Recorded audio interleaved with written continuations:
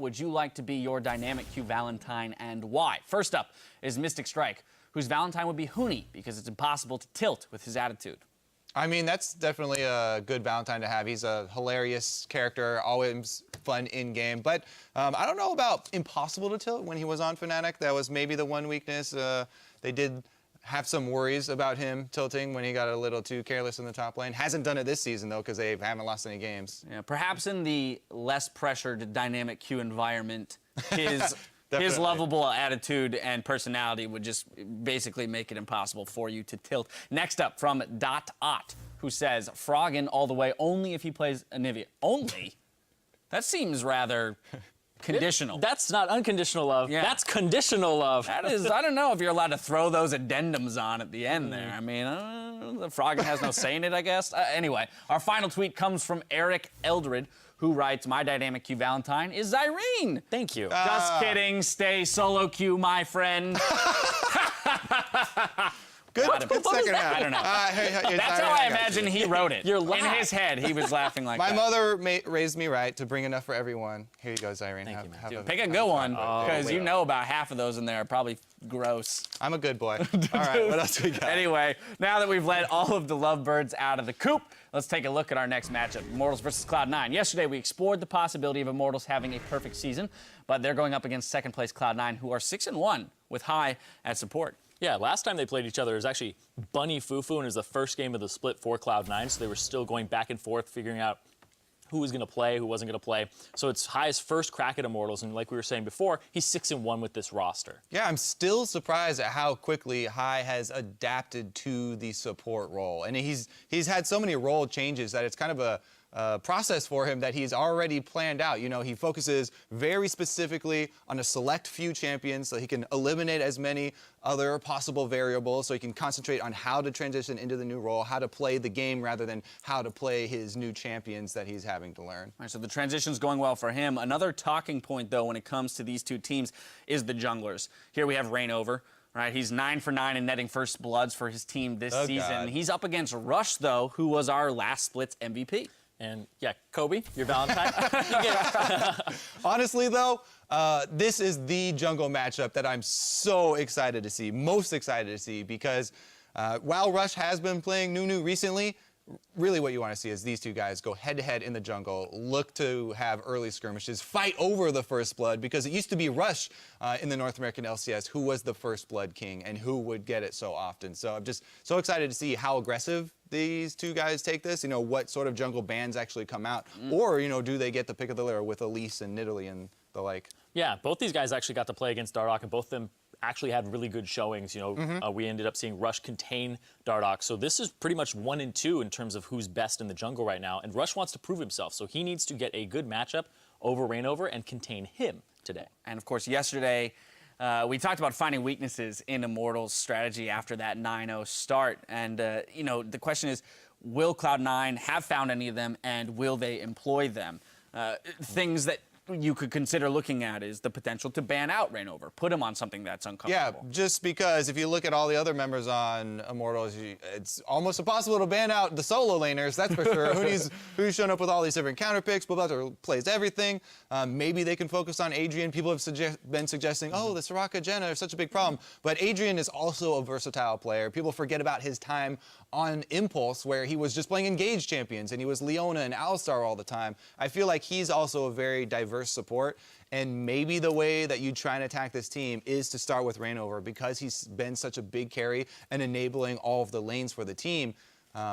Maybe they go with Rush having high pressure and try to out-farm and counter-jungle. So what I think is you get Rush, a good champion. Maybe it's Nunu to contain Reignover. Then you get Jensen on something that wave clears in the mid lane. Luckily, Cloud9 are on red side. Counter-pick top lane, counter-pick Huni, and then make sure that you are focusing not that top lane, because Reignover is going to be pulled to that top lane. We saw it yesterday when Huni has a bad matchup, he calls for Reignover. They're good buddies. He's going to get up there.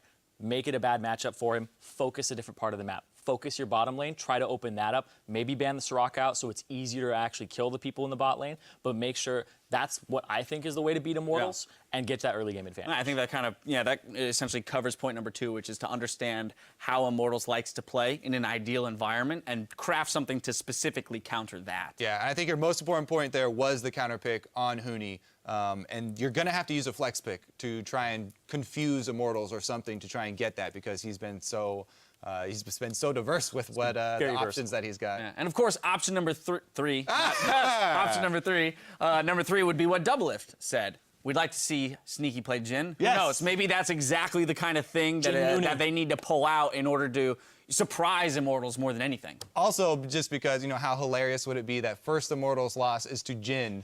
Right. Yeah. This champion that most of us look at and say probably doesn't belong in the competitive environment, and yet, who knows? Well, anyway, one can hope. As we go to the casters, let's hear from Rainover, though, about his opponent in the jungle. Sometimes I get surprised by his plays because he's aggressive, and then when you're aggressive, you have to be super confident by yourself. And he actually make really good plays by playing aggressive, which I don't really experienced before by other players. So I think this kind of things make me surprised, and then this kind of things make me tense. I try to play more aggressive and then find better limit that I can do. It's really good practice for either of us because maybe he's learning some kind of less aggression from me, and then I'm trying to get more find out more limit from rush aggressive plays. Yeah, and it's going to be, honestly, I think a really interesting matchup. Rush, I think, easily the best jungler in NA last year, and Rainover, the best jungler in NA this year. Absolutely. I mean, as Kobe said, this is a really exciting matchup to see again. It's going to be fun to watch, and of course, it's going to be us checking out the starting lineups for this matchup. On the blue side is Immortals, looking to make it 10 in a row. Huni in the top lane, Rainover in the jungle, Pobelter in mid, Wild Turtle and AD carry, Adrian on support, with Coach Dylan leading the charge from behind. And looking to stop Immortals' win streak on the red side, it is Cloud9. We have Balls in the top lane, Rush in the jungle, Jensen in mid lane, Sneaky on AD carry, and Hai, who only has 1 loss so far this year on support. Yeah, pretty impressive stuff by him. Of course, speaking of 1 loss, 0 for the Immortals lineup. This is true. Statistics-wise, still Immortals' favorite, I suppose. Much a higher percentage. Yeah, instead of, 87 or something, whatever, 1 out of... 6 and 1? Yeah, 1 out of 7 is about 14% off, so 86%. It's about 86. All right. Either way, whatever. It's close enough. We're going to get ourselves into champion select. Immortals, again, the top of the standings. C9 looking to that number 2 spot. Of course, they're only half a game behind TSM right now, and C9 can continue to be on the shoulders of the North American LCS here. I got to talk to Jensen before the game, and he said he would crush them. And I said, see Rush? And he's like, actually, no, we're going to body these fools. So Jensen is well aware of the meme. And he says that he will body. Shot call. Yeah, which is also what C9 chants and play dynamic Q games with a high. But we are, of course, in a champion select. Poppy, Corki, Gangplank off the field. There's the Soraka ban, so Janna is what's left up right now. Lulu off the table for Pobelter, and we'll see what that final one ends up being. Although, interestingly, Huni said... They attack Adrian's pool, attack, so to speak. Yeah. Also, they could take Alistair away from Adrian right here, which is something that Hai plays very frequently. Wouldn't expect that to happen early. So, interesting that they first picked Nidalee so quickly. Hai 6 and 1, 0.857%. So if your round is 0.6. Yeah. Freak again successfully doing math on stream. Yes. And without math, I am nothing, Jat. Maybe puns, but those are kind of weak. And here we go, the bot lane pickups. Ooh, Rush gonna bring out the Lee Sin. The Alistair, you're right about that one, Jat. Lee Sin is not contested in any way at all, with Nidalee already picked up. Yeah, interestingly enough, the only other time he's played Lee Sin this split was game 1, week 1 against Immortals. But then he was against Rek'Sai, who was really a bit of a counter into Lee Sin. Yeah. But yeah, Nidalee not so much. Rush, Lee Sin can actually be very, very good against Nidalee. If you can land the first part of your Q, you can put Nidalee, who's a very squishy champion, into some very dangerous situations.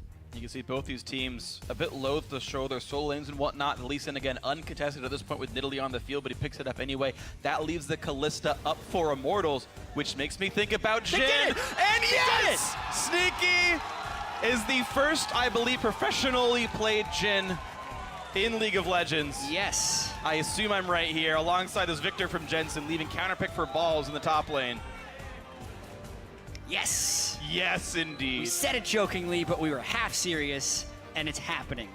And Liquid are right to ban it, we assume. Yeah. He's played basically nothing but Jhin for the last like 3 weeks straight. That's an overestimation, but here it comes out. All right, well, assuming his room pages are the same, he's got 15 attack damage, then just flat magic resist and armor, as would be expected. Flat AD definitely better than attack speed Quince on Jhin. Gone for Warlord's Bloodlust as his Keystone Mastery. What's cool is there's actually an analyst for C9 that his job is to do math on builds for people. So we'll see what they believe the optimal Jhin build is, as Sneaky is pretty much the Jhin expert, I think, by default right now. I wonder if they're also telling Rush to instantly cancel his Nunu ultimate, like every time he casts it, to make sure he gets some of the damage off in a multi-slow. We'll talk about the rest of the champion select here because we have a Lux now, the 3rd time for Pobelter. Really liking this champion. He seems to have stopped finding things that are better than Lux here. Quinn comes in the top lane for Huni, picked blind, which then means the Malphite is up for Balls. We have seen this matchup so many times. It has always gone Malphite's way. But Balls vs. Huni is on paper a very good matchup for Huni. Yeah, so this is a time where Immortals feels a little bit outdrafted. So they're going to have to outplay this, I feel like, depending on the success of Jhin. But the fact that they banned Adrian out heavily, still got high on his most comfortable champion. I'd say Victor, maybe Orianna, are Jensen's 2 best champions. Yeah. Ball shows a lot of success on Malphite. Rush is on his favorite champion. Like, Cloud9 has a whole bunch of comfort and good synergy. Whereas you look at Immortals, and they may be in some tough lane matchups with the Quinn into the Malphite because they got counterpicked on the backside. So credit to Lemon Nation here, giving them a fighter's chance here against Immortals. Absolutely the case. You ask people who's going to be the team that could take down Immortals. Many did say it was Cloud9, and we'll see if these people are correct about this one as the timer runs down in Champion Select. Last remarks from the coaches given to the players, and we are here for a hell of a match here of League of Legends. Is it going to be Immortals? Is it going to be Cloud9? You guys at home are, of course, part of the vote. Tweet at LOL Esports, hashtag IMT win or hashtag C9 win. But this is the game to watch right now. Tell your friends, tell your dog, tell everyone, tune into this game. Sneaky on Jhin, hoping to assassinate the perfect record currently held by Immortals. We are in on this one. It's going to be such a great game. Here we go. And, of course, the 4-shot Jhin. So one concern about Jhin in pro play is the fact that he kills turrets very slowly in a lane swap scenario.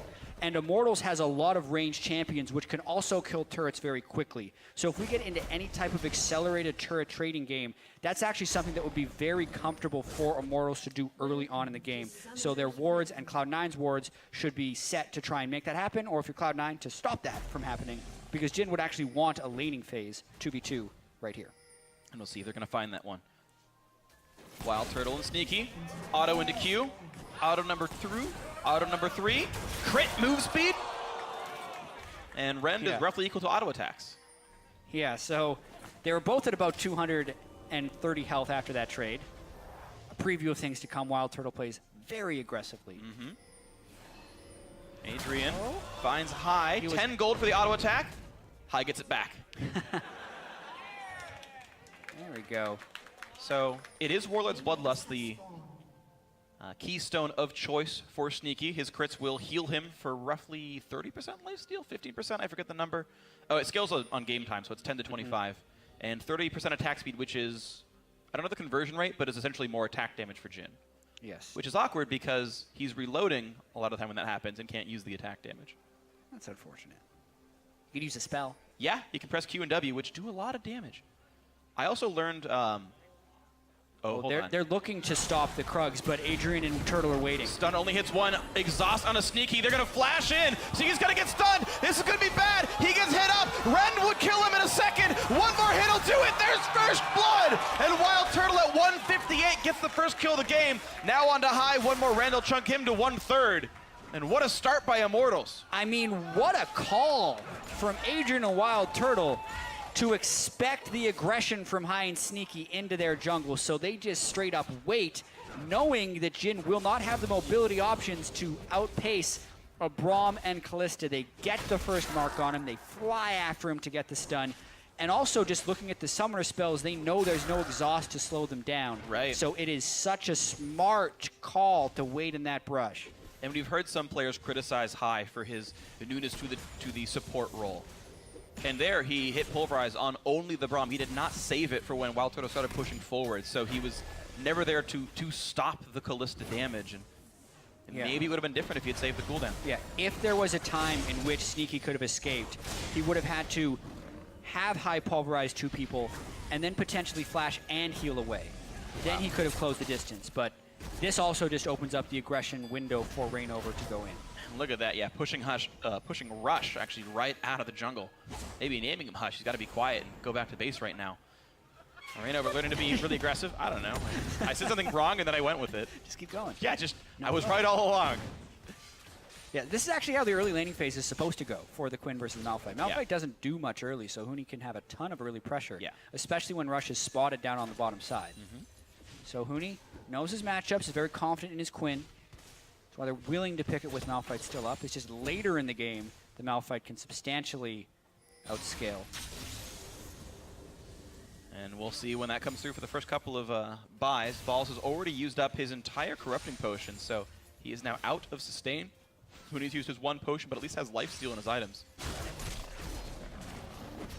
You know, it's interesting. I almost think like Cole is slightly better in this situation because it's actually more life on hit for auto attack, and you can theoretically sustain higher.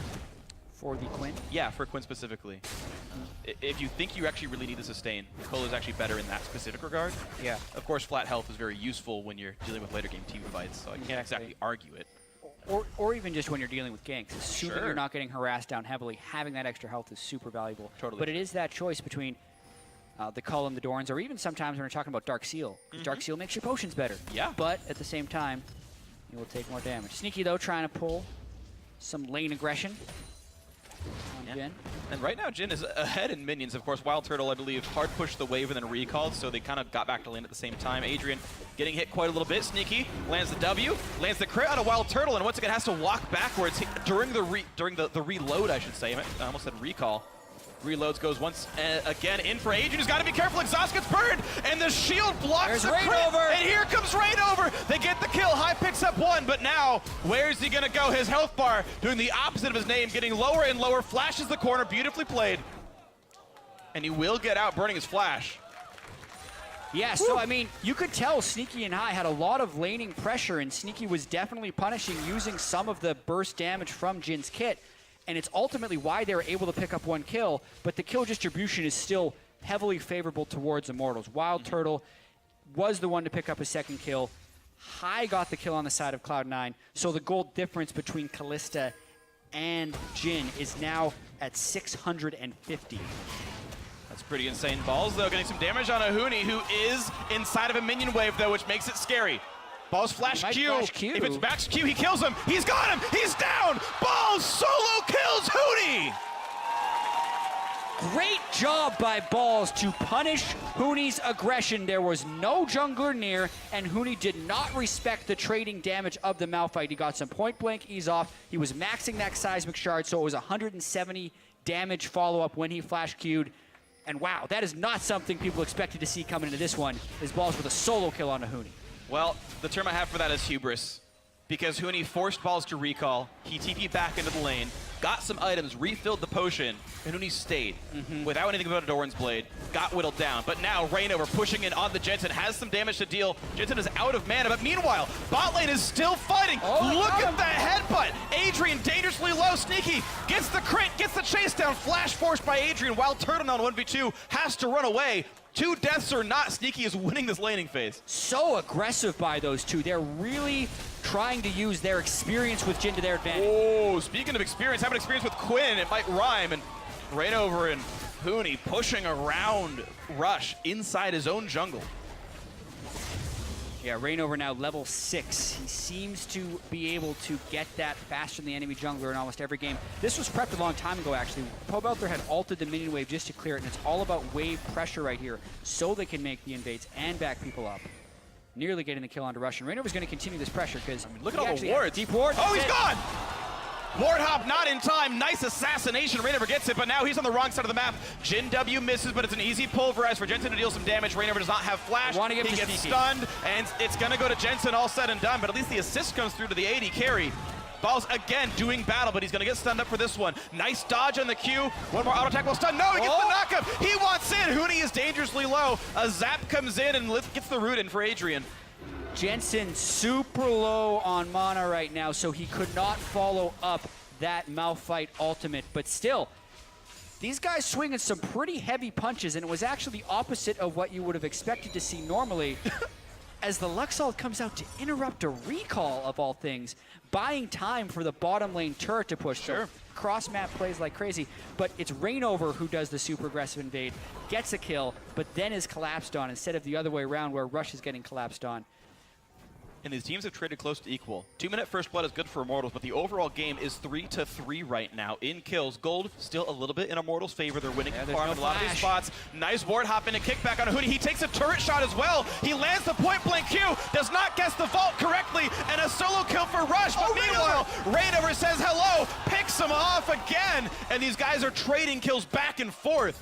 These teams are so fun to watch. Remember, Yes. though, Balls has maxed his Q, so he's got a lot of move speed chasing down Nidalee. And he's on this one. Nidalee's got to run as fast as possible. Nice combo by High. Adrian comes in right away and blocks it up with a shield. Sneaky only crits the support, does not do meaningful damage. Trap doesn't do much either. Roots him up, but here comes the re-engage. A nice Fates call. High only level 5. Turtle. They turn it back around. Sneaky has to reload, and High is running. Turtle dangerously injured. One more hit will do it, but Sneaky gets stunned. But here comes Balls. There's the kill, and now he's got that 4th Whisper shot.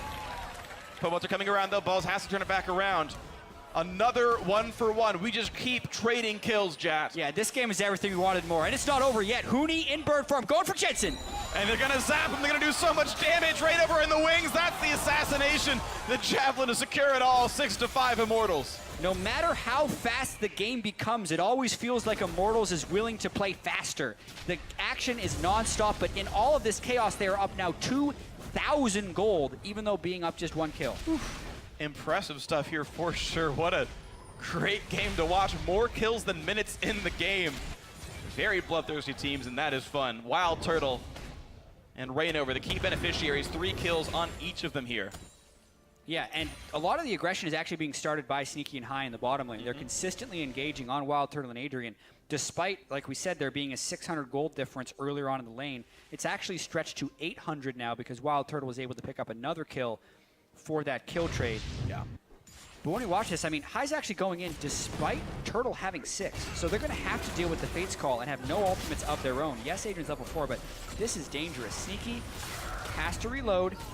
I think goes through 1 or 2 clips in this entire That's fight. the second clip right there. Wild Turtle healed, so the last shot didn't kill him. Then Turtle is able to close out for the kill.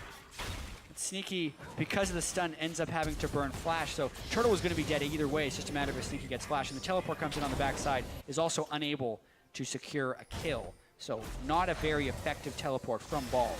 Yeah, true that. So a bit of time lost. Only down 5 CS though, missed teleport or not. Huni's been roaming around just as much as he has. Again, kills everywhere. 1-0-0 for Balls. Huni, couple of assists. And doing his best to make his mark on this game. Hexdrinker coming in soon to survive the Malphite matchup. Yeah, it's interesting right there. I mean, he lost it. He lost the Malphite matchup early. Yeah. But that's because he didn't recall in time, and now it's reaching the stage in the game, especially once Malphite can complete that Sunfire Cave. You're going to lose it late, too. Yes. So really, Huni's going to have to be making roaming advantages. Or Rainover's just going to be up there doing some magic damage to the Malphite and tilt the lane for him. Sure. He's higher level than the top laner. Jeez, yeah. Highest level in the game. Rainover tied with Pobots at level 9 right there. Javelin hits Balls, who does not have any magic to speak of. So Rainover can do some real damage here, and they're looking for it. He does have unstoppable force. If they pull aggro, he can knock him down. Huni nearly takes a shot. Now Adrian's up there as well, so 3v1, rush in the wings. And there's the knockup. They get a couple here, but no one had aggro. Flashes away from the Braum ulti. Really smartly done by Balls. Gets away, and now the team is coming back to re-engage. It's 4 versus 3. Jensen on the way up. Powalter will be there first. And he's going to go for the bind. No, he's going to go for the kick. They missed the Sonic Wave, though, and Pobelter will walk away cleanly. Nice dodge on the binding. Jensen still getting away from the skill shots. Huni used teleport, but they're going to re-engage. Rush! Whoa!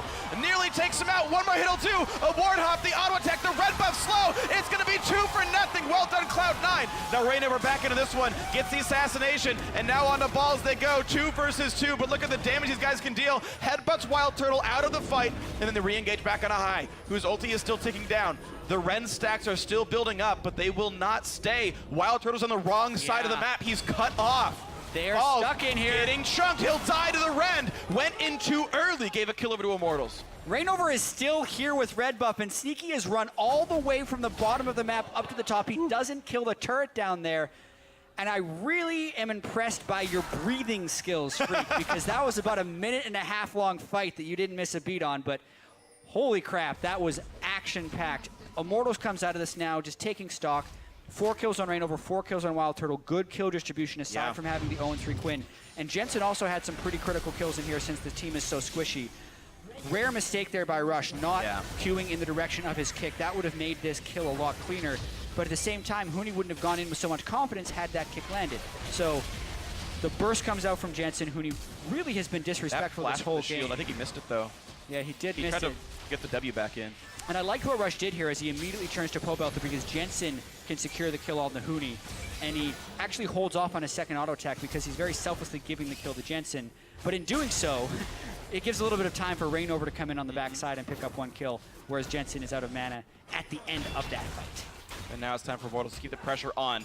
As you said, the kills are only 1 apart, but it's 2 turrets to 0 and a 3,000 gold lead for the reigning undefeated North American LCS team right now. Immortals in first place, looking to continue that as they take down Dragon, the first of the game. Cloud9 have fought back in champion combat, but really in no other ways in this one. Immortals are building leads, not off just individual skill, but their play of the game. A really action-packed game, that is for sure. Sneaky, we've seen the Jhin, but we haven't been super impressed by it yet. Yeah, I do have to note, Sneaky did try and come in at the end of that fight with his Jhin ultimate. It pushed Reignover back off of Jensen. Okay. A zoning curtain call to a certain extent. Quick sweeper. Will disable Jhin traps, by the way. They are stealth traps, so sweeper does work that way against them. Same as Jack in the Box, same as Timo Mushrooms. So we're never able to kill that one away. Captive audience doesn't do anything under sweeper. We're never killing away some pink wards. And Immortals trying to get ward control. Jensen taking a whole bunch of damage. Nice save on the E by Pobelter. Gets the max slow possible and then does the damage at the end. He may have actually been stunned while the E was out as well. Jensen had him on the gravity field. He still got the damage at the end, so it was all definitely all okay by the end. Mid lane pushes around. Huni is there to deal some damage right away. Meanwhile, Reignover taking jungle camps away. They know they've got enough people. Hops right back over the wall, gets back to work, and they will take this one down. 3 turrets to 0. Immortals really winning the macro game against Cloud9. Absolutely, and a lot of that attributes back to Reignover yet again. He has been living in the jungle of Cloud9, even against Rush's best champion on Lee Sin. Nidalee can clear the jungle faster than Lee, so he's been able to get the timing to invade. And even though Cloud9 has been fighting them off desperately, Immortals is still pulling ahead really substantially. 4,500 gold, including the Rift Herald buff, which could be used to get more turrets. It's interesting how similar it is to the Team Dignitas game, where, again, in that match, Immortals versus Team Dignitas, they were very close in kills, but it wasn't the kills that was keeping the games apart. It was all the macro play, the farm, the neutral objectives, and Immortals are, again, doing that. And again, to Cloud9, who are a team that normally excel at that specific type of gameplay. Yeah, it's something else for sure. The early kill didn't hurt for Wild Turtle on the bottom lane. Of course, it allowed Reignover to get a jump on Rush early.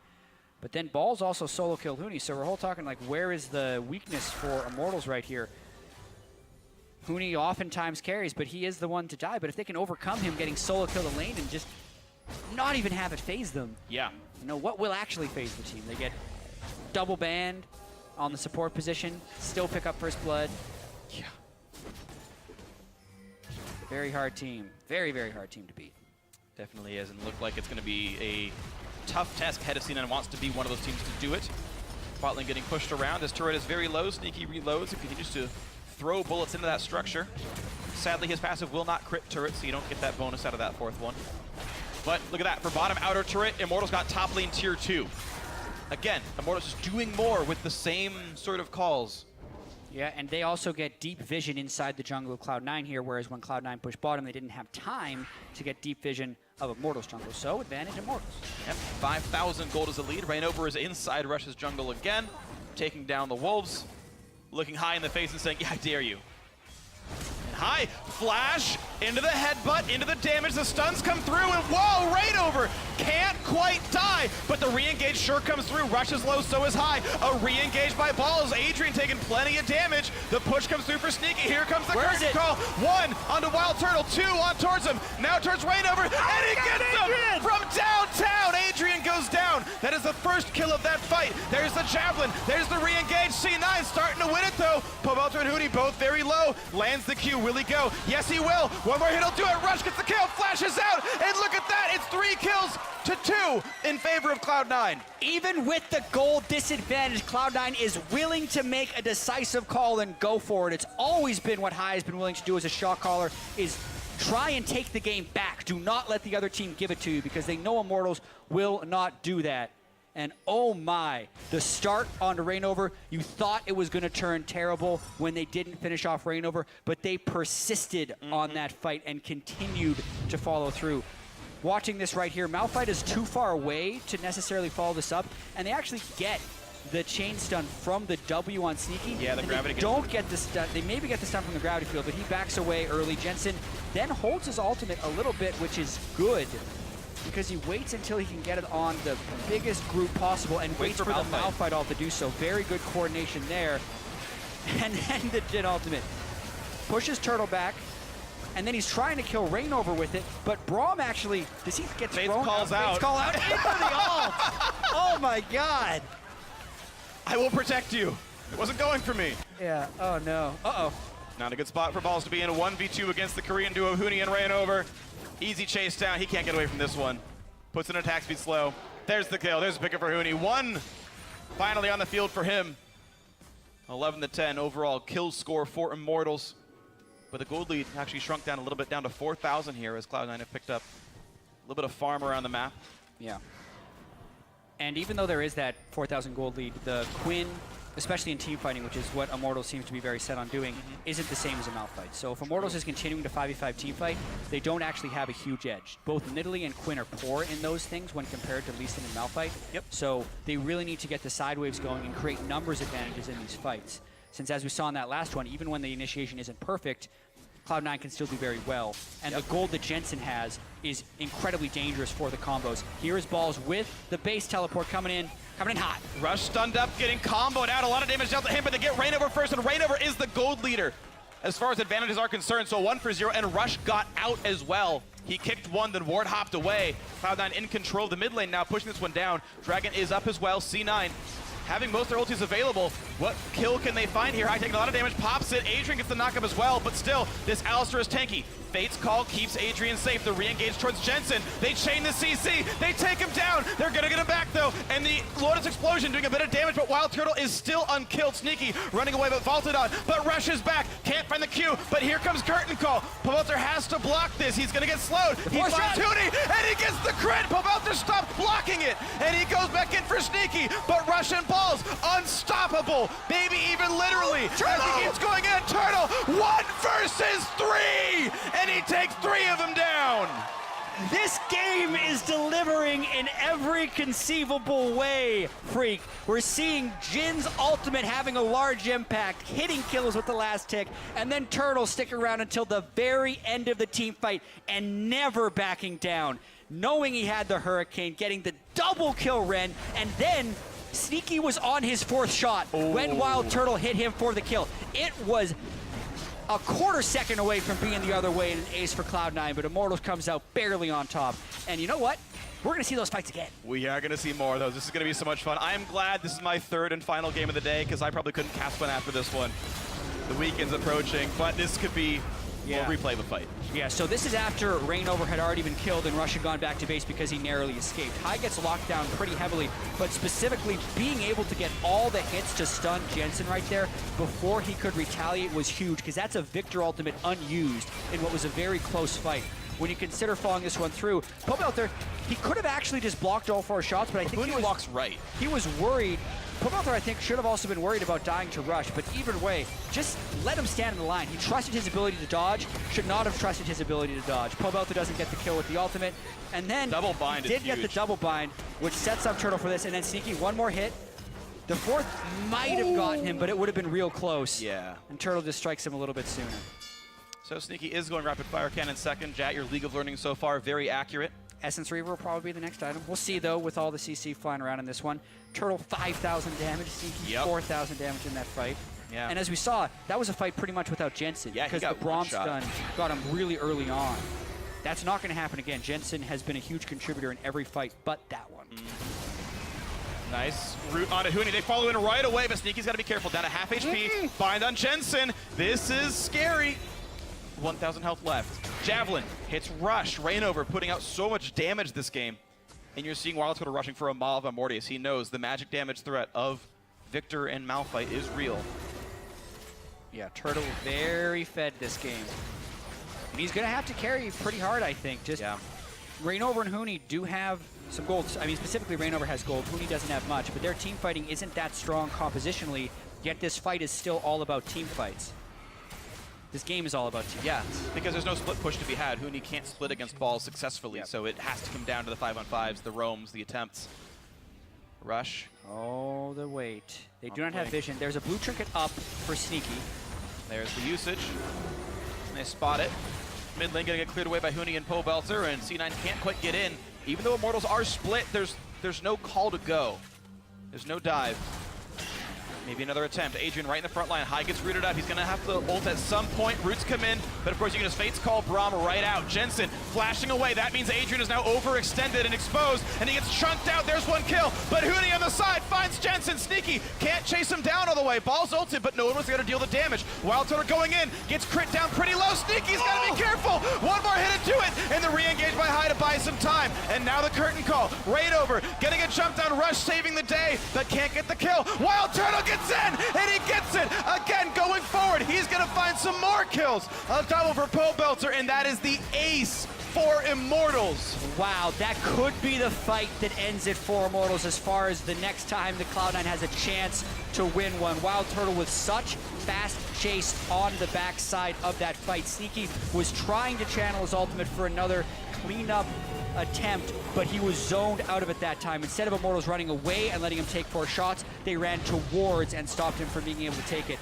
Very start of this fight, High was trying to make a play on a Rainover, but can't quite get there. Instead, he uses Pulverize on Adrian, which is bad news. Jensen doesn't get hit by the Fate's Call, but Huni had a very strong team fight play here on the flank. He actually gets over the wall right as the Luxalt comes through, and Jensen is deleted again early in the team fight. At this point, it's Sneaky versus Turtle, and Turtle gets enough damage out, tanking the 4th shot from Sneaky as well, which is, again, just enough. And Rainover flashed forward into that curtain call to stop him from firing all 4 shots. That was so critical, allowing Wild Turtle to then run up after Sneaky, who had no bonus move speed because he couldn't empty his clip and couldn't run away. And even some of those kills, Rush was like 10 energy away from being able to land his E to get the kill on Rainover when he did jump in. Just really small things changing how this game was going. But now bot lane siege has been started. Immortals got that Baron not long ago. For those curious, the gold plus 0-0, by the way, is if someone had Runic Affinity, the 27 seconds that you would get off that, and no one has that mastery. Just want to sort of clarify what that graphic is about. It's a new graphic this week in the LCS.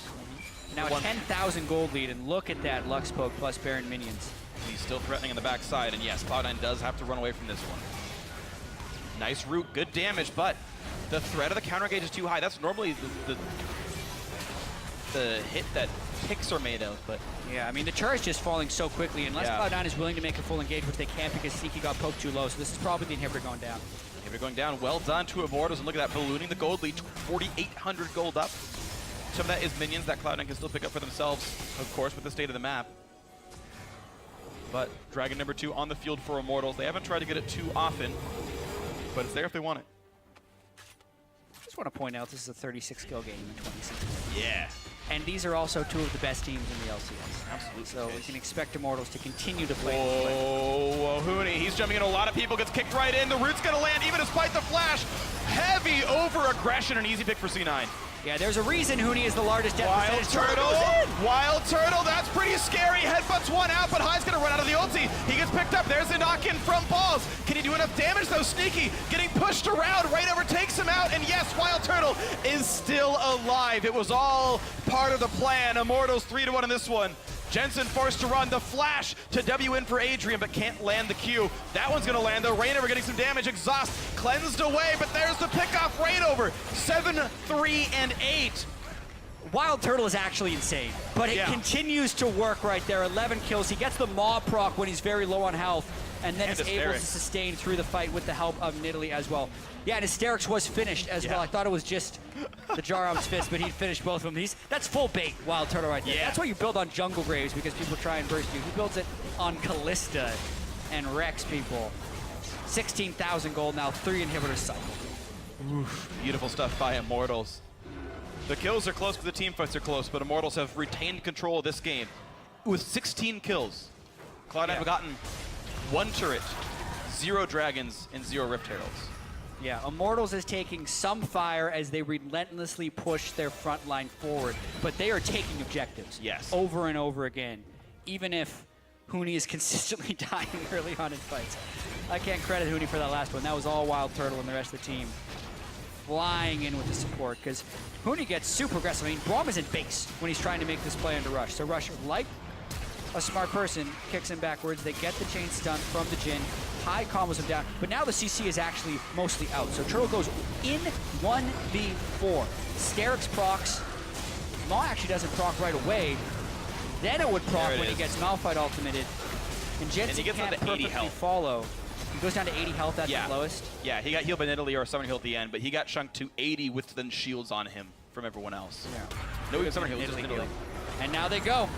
And they're going to do so much damage. Knockouts come through. Balls gets deleted. High's going to be next on the docket there. Rush kicks a nice one there. It's not bad, but there's just no one left alive to do any damage. The team's got to run away. Cloud9 back inside their base. A stun on Pobelter. Some damage dealt, but not even Jhin can kill Immortals. It's going to be the game right now. Only Rush and High left alive. Here comes Nexus turret number 1. It's only 30 minutes in. They made him work for it, but Cloud9 could not stand up to the juggernaut that is Immortals, who remains undefeated 10 games into the North American LCS in first place.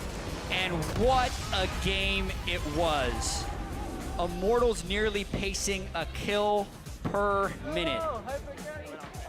It's like they're playing a different game than everyone else in the LCS. And Cloud9 was trying valiantly to hold them back, killing them again and again as they ran in. But team fight after team fight, even though Cloud9 had generally better team fighting champions, Immortals was still taking it and still coming out on top. Well, they had the gold lead from the better macro play, whether it was winning some of their lanes or just getting the turrets down.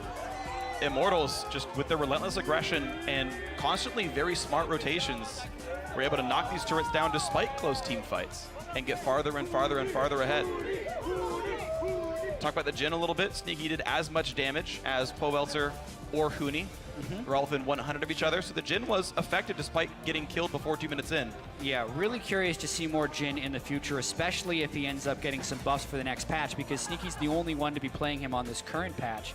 And it looked like he had the potential to be very lane dominant. Yeah. Giving up first blood, losing summoners, getting ganked, being down 0-2, and then still making aggressive plays. Yeah. So Sneaky displaying a lot of mastery and aggression on that champion. High also some very good shot calls in the mid game, down 5,000 or 6,000 gold and almost pulling it back. Cloud9 definitely had a chance to take down Immortals here if a few of those team fights go differently.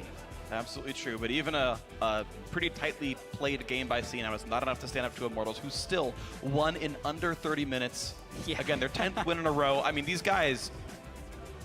What is their average game time now? It's got to be like 25 minutes. It's got to be under 30. I mean, these guys are relentless and crazy in all the good ways.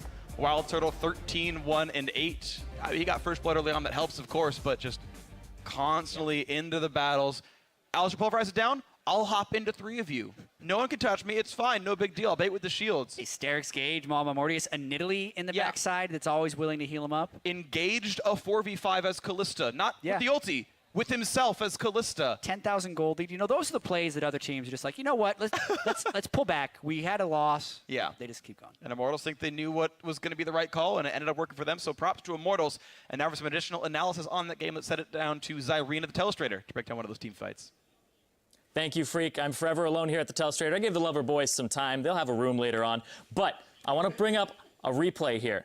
This is one of the team fights Jat was talking about where if C9, if it had just been executed a little bit better, they could have actually had a little bit of a better lead. It would have been a little bit closer. So as we take a look at this one, 21 minutes in, it ends up being a 4 for 3. And what you need to note at the start of this is Malphite ultimate is down. It was used to kill Reignover only. High, he's going to run himself a little bit out of mana here as the play continues, and then he doesn't have enough for a headbutt pulverize combo in the middle of it. So let's start this clip off and keep those two things in mind. Balls, no ultimate. High, he's retreating. Boom, there goes all of his mana. He no longer has enough to actually use a headbutt pulverize combo, and now they focus on him. Jensen, they jump onto him. He goes down. High has all these stacks in him, and he gets picked up off on the side. C9 is buying time for Rush, though, and Sneaky with a nice juke there after the 4th shot for the bonus movement speed. And then, boom, because Vault was used, nobody can stop Sneaky inside of his ultimate, and he's able to throw out these shots, pick up Huni, and then this crucial moment that comes up right here. Sneaky, he still has flash available to him, but his options are, do I attempt this flash? Is that enough distance to actually get over that wall and to position yourself here to be a threat to Pobelter and Wild Turtle and clean up this fight? If he flashes this way, then he has to come back in onto Pobelter, and it ends up being a much harder route to actually execute on. So Sneaky had this option available to him, but instead he eats the laser, and as we continue to roll this clip out, you're going to see he doesn't have enough HP. He doesn't want to get close enough to Wild Turtle, and now these stacks are coming down. The double binding onto them kept them in place for Wild Turtle to get enough HP back, and that is how Wild Turtle ends up picking up that 4 for 3, or 5 for 3 at the end of the day.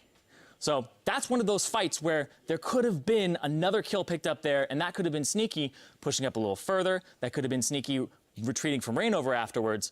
But, you know, at the end of the day, it is that 10-0 for Immortals. Now, let's hand it off to Dash, who's got an interview ready with Immortals Kill Leaders.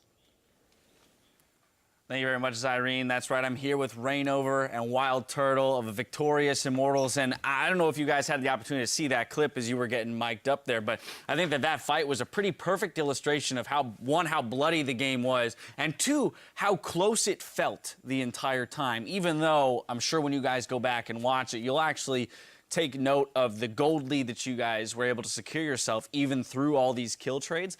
Did it feel that close? I'm coming to you first, Wild Turtle, because the whole game just felt like every fight could have swung one way or the other. I think our team fights were pretty close, but I think we were in control for most of the game. I felt like every time we team fight, we were going to win. But somehow the team fights got super close. I think C9 team fought really well. Yeah, well, part of that was how big the Callista got. And a big factor in that was, of course, the first blood that you guys secured before minions even show up to lane. But I actually want to come to you, Reignover, with the first blood question, because by him securing the first blood over there, that means that that's the first game this split that you don't get to be a part of first blood for your team. How does that feel, taking that statistic away from you?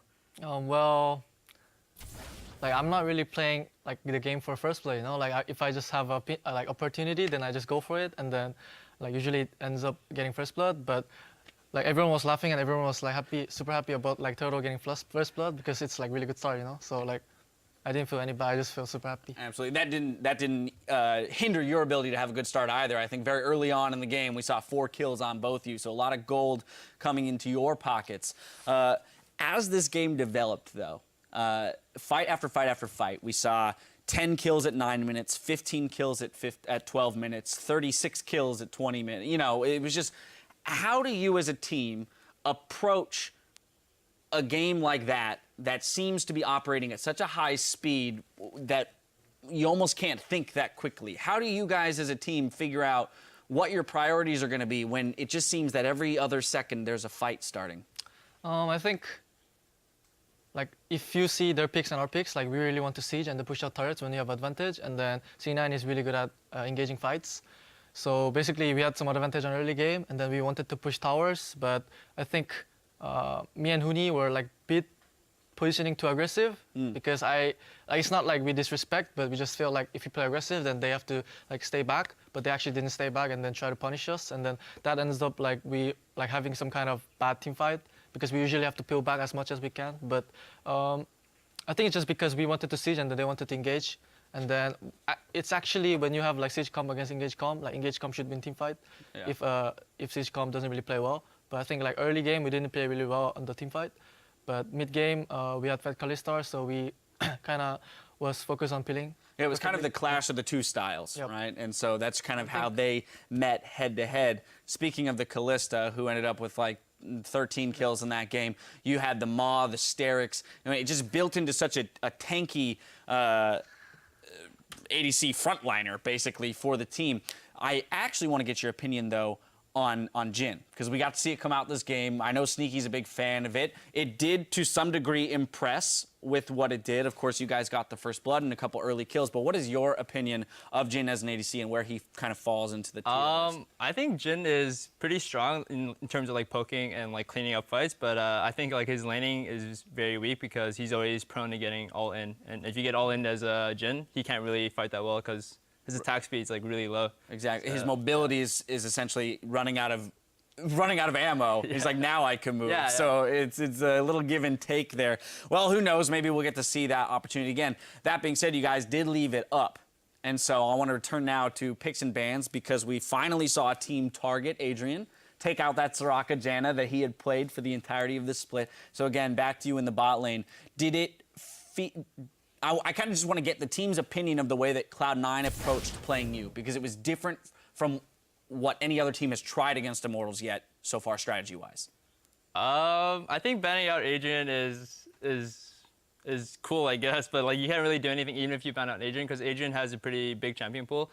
But he's played a lot of like Soraka and Gen X, so I see why teams want to ban that. But I think Adrian can just play any champion. And especially with the Callista too, so it doesn't really matter. Right, it kind of feeds into what we were talking about in our pregame is how do you even approach going up against Immortals? Who do you ban out? We talked about, well, maybe you ban out the Adrian, maybe you attack Reignover because you do make so many plays around the map. Being 10-0, I have to, and having had experience on an 18-0 team, I want to ask you, what is your method of keeping the team on track and focused at improving and becoming better so that you don't, rest on your laurels and get a sneak game taken away from you? I think even this split,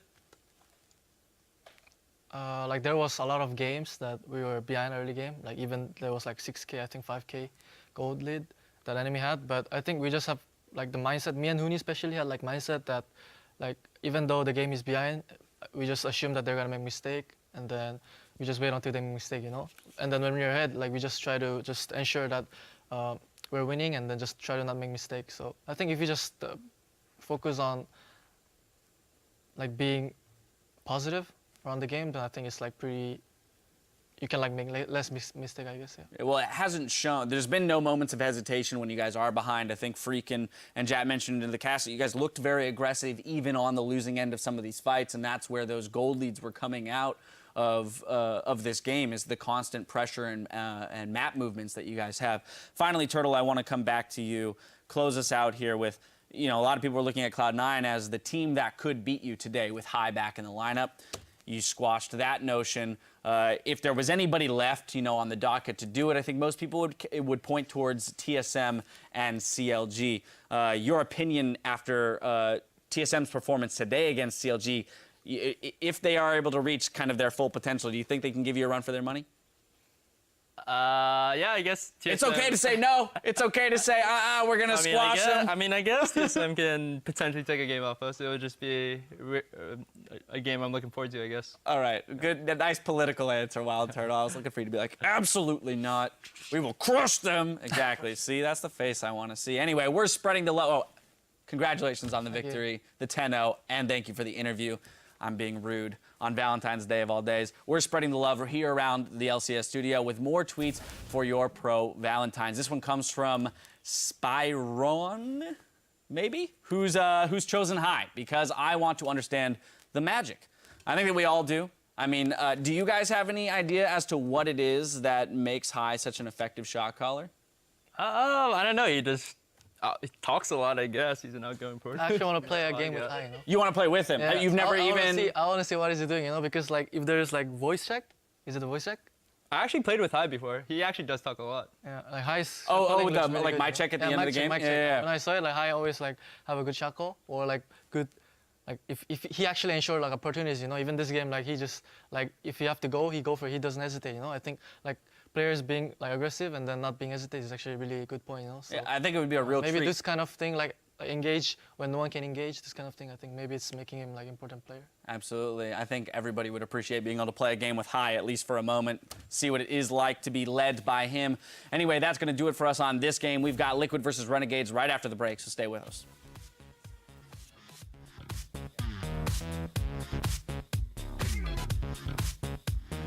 Oh, Jin, guys!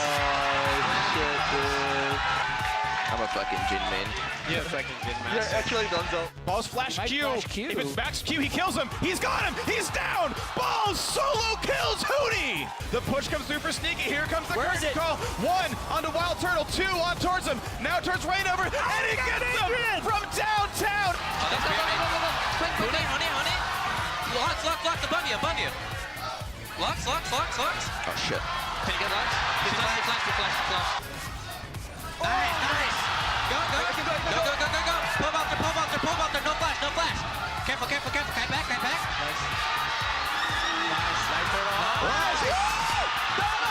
Cloud9 back inside their base. A stun on Pole Belter. Some damage dealt, but not even Jin can kill Immortals. Cloud9 could not stand up to the juggernaut that is Immortals.